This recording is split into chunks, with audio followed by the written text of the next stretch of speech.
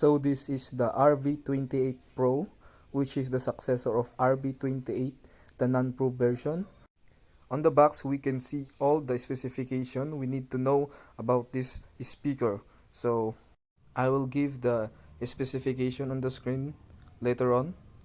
So in the front box, we see all the features we need to know and what can we expect.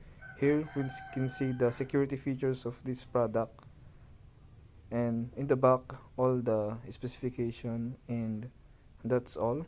So let's open it up.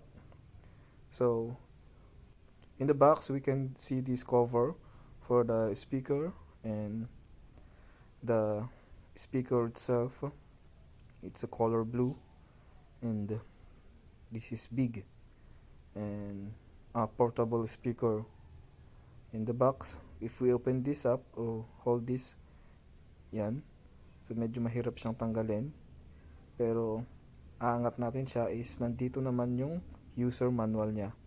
So ito yung user manual, yan, na hindi naman natin binabasa. This is yung cord or yung charging cable, which is micro USB, and meron din siyang kasamang audio jack to audio jack din para magamit natin yung EUX mode niya. So set aside muna natin siya, and this is the speaker. Yan, blue yung kinuha ko kasi kakulay niya yung laptop ko. So open natin siya, and kapag inopen natin siya, makikita natin na umiilaw siya.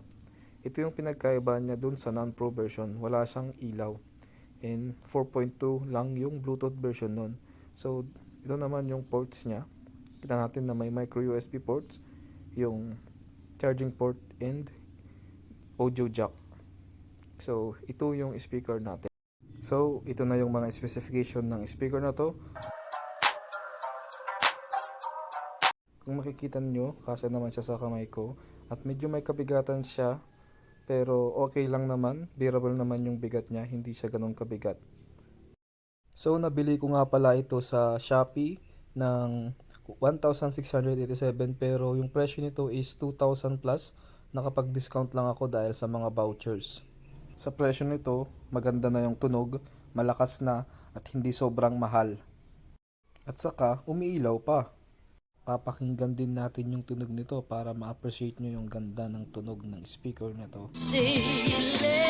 Imposible ang hinihiling mo. Bakit tila di ako naririnig?